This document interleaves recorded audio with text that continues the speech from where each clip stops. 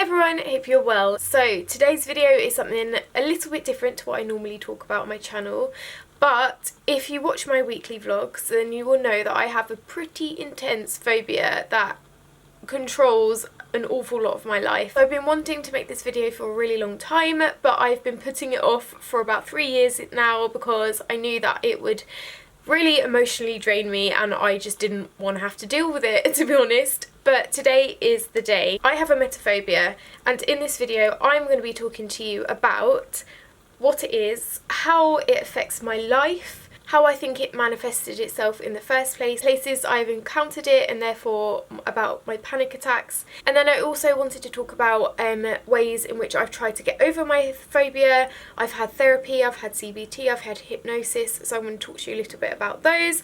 And I'm also going to talk to you about how I stand right now. I thought this might be really helpful for some of you who have the same phobia as I do, or if you know someone who has this phobia, please do send them and share this video with them because I think perhaps it could be helpful in some way. And I also know that a lot of you guys watching my videos, whenever I've mentioned my phobia, you've always asked for a video about it. And so this is me doing it here. I know that I'm not the only one. I know that it's actually one of the most common phobias, I think. If you do have the same phobia as me, there might be some triggers in this video. In fact, there certainly will be triggers in this video, but I would recommend you watch it because exposure definitely helps, as I have learned. I am quite nervous to film this, but let's get started. So, emetophobia is a fear of sick. It's a fear of vomit. This phobia can manifest itself in different ways in different people. For many others, it is the fear of being sick themselves, so much so that they will be scared to leave the house in case they are sick. Mine is slightly different. Mine is more the fear of other people being sick. Obviously, I get very panicked if I feel sick myself, but mine is more about other people, which has honestly affected every aspect of my entire adult life. The thing about this phobia is that obviously no one likes sick. Being sick isn't nice, it doesn't feel nice, it isn't nice, no one likes it. So that's what makes this phobia a bit weird, because obviously, like, I've had loads of people being like, oh, why are you so weird about this? No one likes being sick. And I'm like, I can't even explain. So, ways in which it's affected my life. I think I got this phobia when I was about 17. So I've been living with this phobia for 12 years. Because mine is the fear of other people being sick, I have always found it very difficult in social situations, especially nights out and parties. In fact, I started my blog, my beauty blog, in the first place 9 years ago when I was at uni, because I much preferred staying in and just writing about makeup than I did going out and potentially putting myself in a situation where someone would be sick. So nights out is obviously a big one. I am always the first person to leave the party, always. I am always on hyper alert when I go out to pubs or clubs or even walking down the road. I'm like constantly looking, like scanning the pavements for sick, and if I see them, I used to have a panic attack. I'm a lot better now, but we'll talk about that a bit later. Travelling is a big one. In fact, trains was one of my biggest things for a really long time. When I was working in central London, I would have to get 2 trains at rush hour every morning and afternoon, evening, and there was a period of time when I would have a panic attack every single day on the train. And I know where this originated. This is going to sound so stupid, but when I was on the train to school once when I was like 15, I remember a woman standing next to me and she coughed and I looked up at her like, ooh, and then as soon as the doors on the train opened, she threw up everywhere. In my head, I now link like what she looked like to sick, which is totally irrational. So when I am on a train or any sort of transport, I literally look at every single person. I scan the entire carriage for someone, and if they look the tiniest bit off, if they look pale, if they look drunk, if they look tired, if they yawn, or if they cough, I'm like, they're gonna be sick, they're gonna be sick, they're gonna be sick. And then it takes over my entire brain and I have to get off the train. I remember one day I got off a train carriage 5 times because on every single carriage I found someone who I was convinced was going to be sick and I was going to be stuck in a carriage with them. I can feel myself getting emotional because this is it's been such a big part of my life for a really long time. I'm a lot better with that now.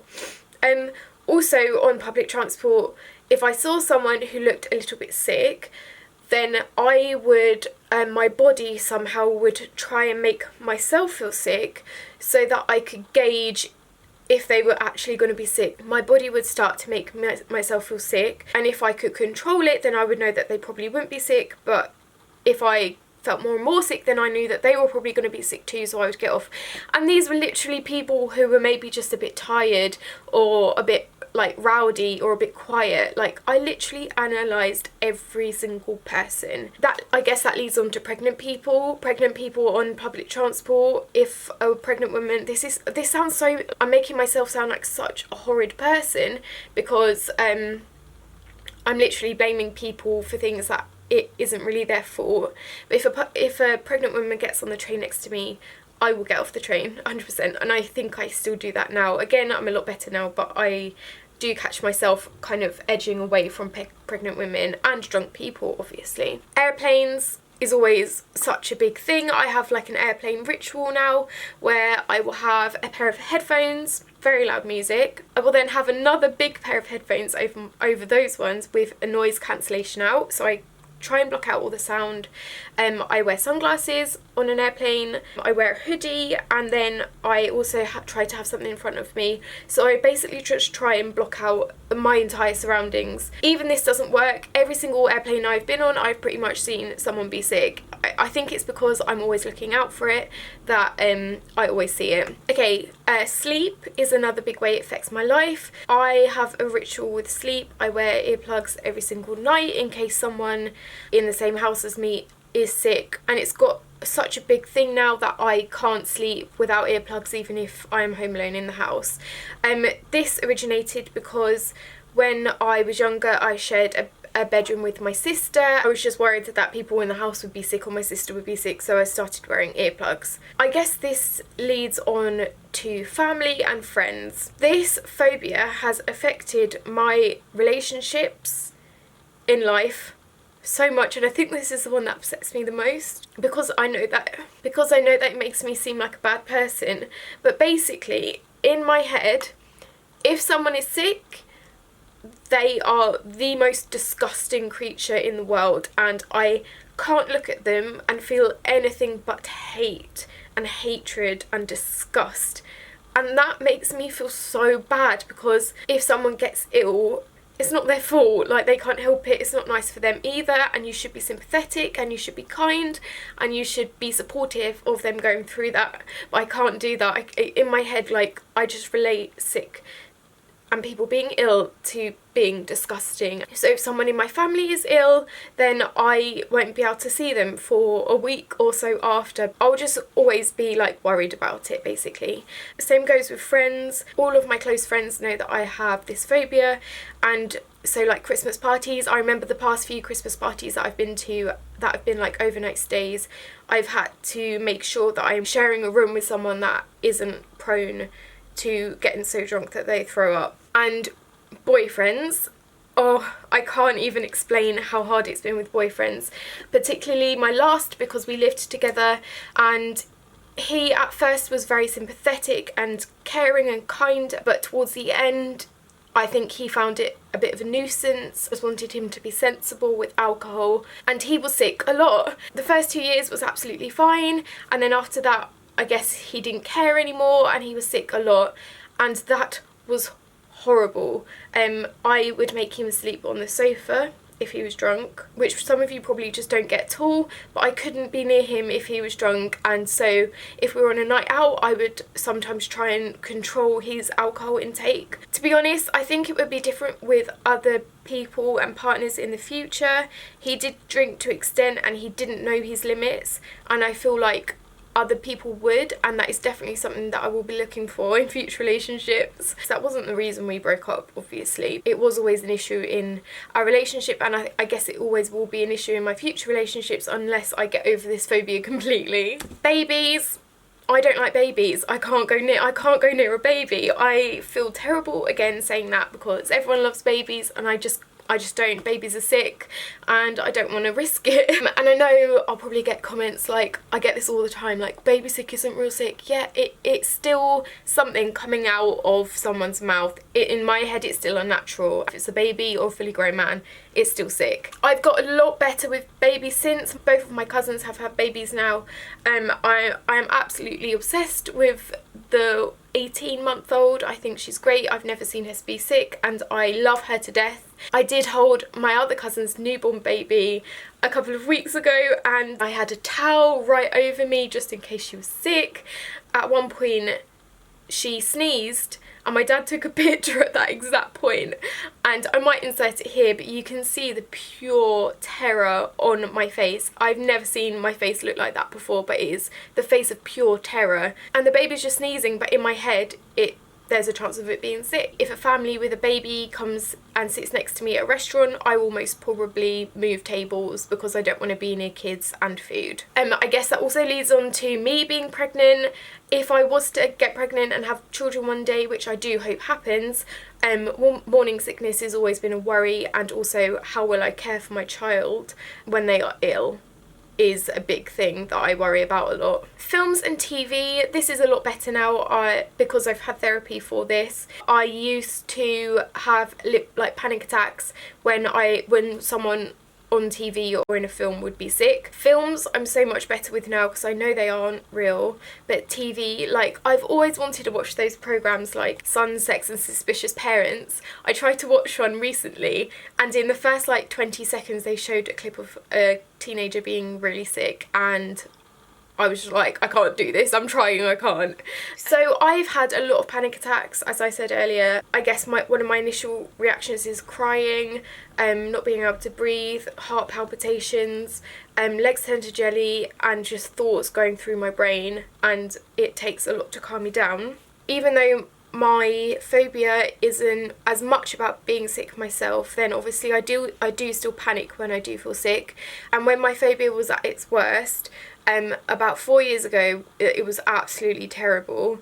Any sort of feeling in my body that wasn't normal or wasn't normally there, I would convince myself that it was because I was sick and I was going to be sick. I remember one night, me and my partner, we were out all weekend and I hadn't really relaxed and I had a bit of a panic attack once we got home and I was like, I feel sick, I'm going to be sick, I feel sick. And he was trying to calm me down and then I calmed down and then in my head I realised I don't feel sick, I just feel really tired. And I was just confusing like any feeling in my body that wasn't normal. Obviously I'm tired a lot, but it would get to the point where even feeling tired, my mind would be like, this means you're going to be sick. Also, I'm very anal about hand sanitizer after public transport. I'm always telling friends and family and partners, don't eat after public transport unless you've washed your hands first. Like, there's so many germs going around. The norovirus is like the worst time of the year for me, in the winter when everyone gets the sickness bug. I wanted to talk about how I think I got my phobia. I don't know if this is interesting, but it might be to some people. I find it quite interesting. This is quite graphic, just FYI. So I think I got this phobia when I was about 17. I was on holiday in Australia with my family, my mum, dad, sister, and we'd been before, like 9 years before that. And when we first went, we did a boat ride around the Great Barrier Reef. So you'd stop off at like different points in the Great Barrier Reef and like snorkel and stuff like that. And I remember my mum, my dad and my sister were all seasick on that boat. So that was when I was like 9, I think. I'm not very good with ages. So the second time round that we went, I was 17. Me and my dad decided to do it again. My mum and sister didn't want to do it because they knew that they'd be seasick and they just didn't want to do that. They don't like boats. There was no point. But me and my dad still wanted to do it. So we got on the boat. Everyone on that boat got ill. I'm not exaggerating here. There's no need for me to exaggerate, but this is burned into my head. Me and my dad were sitting there. It was a speedboat. It was bumpy. Every single person on this boat, apart from me and my dad, were ill, and I was trapped. They were handing out sick bags to everyone. You had to be sick into the bag, and then you had to throw the bag over the side of the boat because then it was to disintegrate in the water. It was like environmentally friendly. But there were a couple of points where people would be sick into the bag, kind of half-heartedly chuck it, but because the boat was going so fast and the wind would basically pick up the bag and it would just circle around the boat in the air like a sick bag, and as water would splash up it would disintegrate. And I remember at one point this man that worked on the boat just running after this sick bag which was just circling around the deck as we were speeding around. I think me and my dad did feel ill. In fact, he probably might have been ill but he didn't tell me about it. But I think that was where my phobia started, because I was trapped on a boat and every single person around me was covered in sick. Also think my chest feels really tight talking about this. It's like, it feels really like, ooh. I also think it was partly down to my sister and one of my cousins when we were growing up, when we were very young.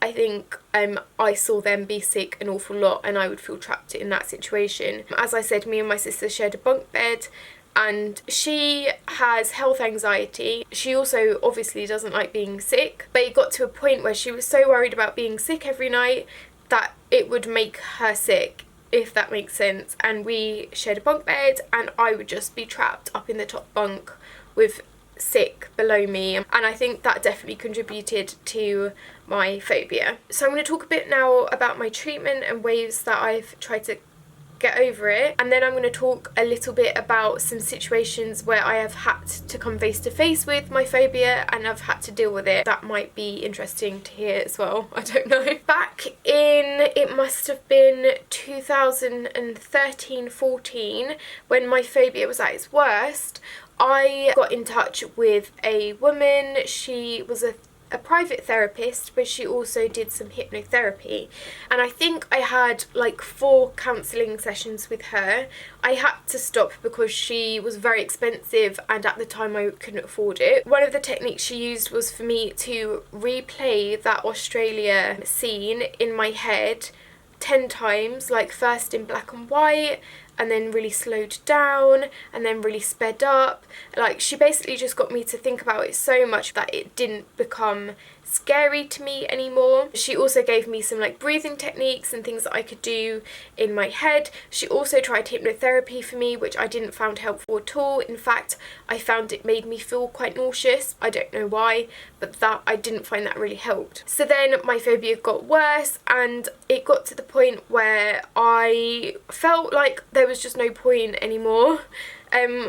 I was having a panic attack every day. I couldn't get on the train to work.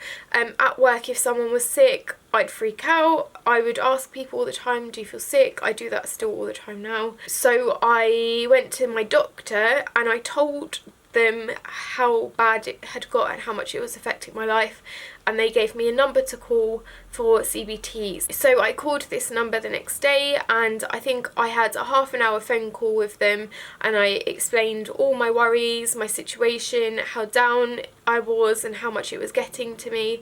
And I think they must have been quite concerned about my mental state, because they called me back the next day saying, yeah, we want to offer you a section of CBT on the NHS. And I think 2 weeks later I was at my first appointment. Okay, so CBT is cognitive behavioural therapy. I don't really know that much about it, but I do know what happened in my sessions. We started doing exposure therapy. I had read about exposure therapy before and I was like, there is absolutely no way on earth I am doing exposure therapy. There is no way I am going to sit in the same room and watch someone be sick to expose myself to it to get over this phobia. It just wouldn't work. It would make it worse. I had to write a list of things from the easiest to the absolutely most horrific thing about my phobia. So I wish I could find it actually. I probably do still have it somewhere. Number 1, if I remember correctly, was the word vomit, and then that led all the way down to the worst, which was being in a room with someone being sick next to me. And there were lots in between. I remember there was like watching cartoons of someone being sick, looking at pictures of sick, fake sick, looking at pictures of real sick, the smell, being in the room with a pregnant woman. Like, it literally ranged from the easiest thing that I think I could manage to the absolute worst and the most horrific. And we worked our way through that list. If you have the same phobia as me, I think you can imagine how petrifying that was, having to come face to face with my fears. But it helped so much. I'm so much better now. It's hard work and it involved loads of homework. It would involve her sending me links to YouTube videos to watch at home of people being sick, and I would have to do that twice a week. I had to watch them and watch them until it wasn't anything and it didn't mean anything to me anymore. So there was one thing that I remember doing. She made me watch a particular scene. If you've seen the film, you'll know the scene I'm talking about. It's from a film called Team America. It's like cartoon dolls, so it's not drawings, they're like puppets. There is a scene in that which is horrific, but I had to watch that on repeat so many times until it didn't scare me anymore. So I remember at first I watched it without sound on, so no sound, just had to watch it. And I remember watching it like this, and my therapist told me that if I'm doing stuff like this, then my body is telling my mind that this is something to be scared of. So she would try and make me watch it without covering my eyes or without any negative body language, because that is a way that my body is telling my brain that is something to be scared of, and it wasn't. But so I would watch that loads of times until I could watch it and not feel anything, and then I'd have to watch it again with the sound on until I wouldn't feel anything, and so on and so forth. I had to watch YouTube videos of people being sick, and that was literally my worst nightmare. Having to do that, it was emotionally draining at home and there. So she didn't actually put me in a room with someone actually being sick, but she did, I think one of our last sessions, there was a sink in the room that we had our meetings in, and she pretended to be sick in it basically, and I had to hand her a tissue. I remember standing in the corner of the room crying, watching her pretend to be sick in the sink. She was great at it. She made all the right noises, and like, even she wasn't actually sick, I think she used like water, but it was so realistic. And it got to the point where I could hand her a tissue.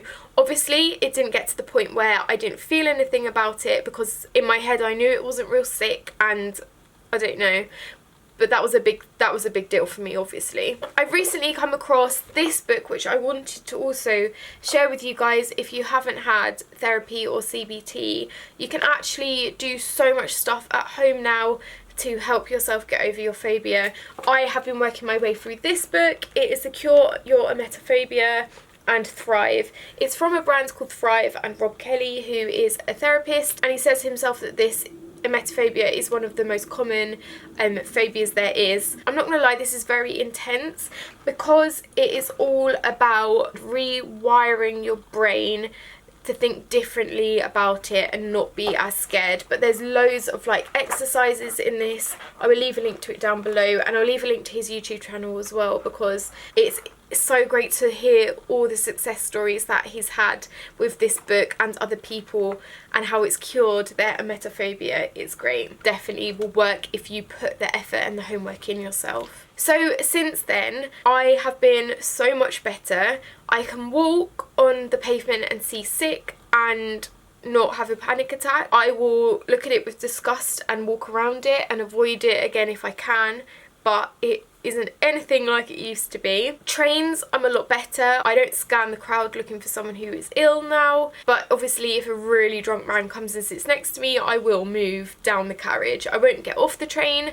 but I will avoid him. I think that's just sensible. Anyone would. As I said, I held a baby. That was something that I would never have ever done before. And I think generally my friends and my family, especially one of my closest friends, she always points out how far I've come, and in certain situations she's like, Katie, I'm so proud of you, like you would never have done that before, like you've really come a long way, and that makes me feel so good. Okay, so times recently where I have been exposed to sick and how I've dealt with it. Recently I got off the train quite late at night, and I normally walk to the right end of the train so that I'm closest to the exit when we get to my station, but this time I hadn't. I got off the train and I was immediately confronted with a woman leaning up against a fence being very ill. A few years ago, if that had happened, I would have had a full-blown panic attack.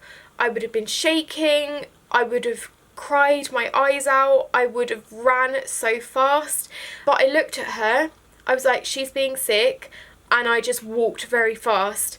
But I didn't have a panic attack. That reminds me another time, this was like last month, I got off the train, it was quite busy, there were a lot of people on the platform, and I saw an old man walk to the side of the platform and a woman follow him. And I saw she was dropping stuff. I thought that she'd had a bag of crisps that she was dropping, and I was about to say to her like, oh, you're dropping stuff. I was like this far away from her, and it wasn't until I'd walked past that I was like, she was being sick into her scarf, and it was her sick that I was seeing dropping on the floor. And again, I, instead of getting freaked out, congratulated myself on how well I'd done, and I told loads of people that day about it, even though it was gross. I just wanted, I don't know, I was so happy with myself that I wanted to be able to share that. Also, I guess because I feel like people are going to ask, I haven't been sick in a very long time, maybe like 8 years. The last time I was sick, I don't know what it was, I was at Centre Parks. I think I'd had a lot of liquid and a lot of alcohol and done a lot of sports that day, and I think my stomach was just unsettled, and it was horrible obviously, but I did feel so much better afterwards. I've been sick from alcohol twice, but that was when I was very young, before my phobia, so it wasn't too much of a big deal, but I remember it vividly and I do replay it in my head a lot. I guess that's it. That is my phobia story. I'm not gonna lie, I'm not completely over it yet. I feel like I've still got an awful lot of work to do before this doesn't control my life anymore, but I'm so much better now than I was. As soon as my therapy sessions ended, I think I had like 12, then I stopped doing the homework and I stopped looking at the sick videos. I feel like if I had kept that up, I'd be a lot better now. I don't know, it was, if I didn't have someone nagging me to do it, then I wouldn't want to do it. No one wants to sit and watch videos of people being sick, come on. I really hope this has helped some of you who also have the same phobia. I apologise for this video being so long, but it's an important one. It's important to talk about your fears and share your story and hopefully inspire others to get the help they need to make it stop controlling their life anymore. I feel so sad when I look back to that part in my life and how much it controlled and stopped me doing things. It stopped me doing so much. I will never get those years back of being able to go out and let my hair down with my friends and enjoy myself without worrying about people being sick, or never having booked like a solo holiday for myself because I've been too scared to get on a plane. Be sure to leave me any questions that you have down below. Perhaps if there are a few of them, then I'll do an Emetophobia Q&A if there's anything I specifically missed out. But if you're going through the same thing, hang in there. Go to your doctor about it. Firstly, talk about it to someone else. There's so much stuff online, like the Thrive thing. There is help out there, and it really isn't fair for something like this to control and limit your life so much. I will see you very soon. Bye.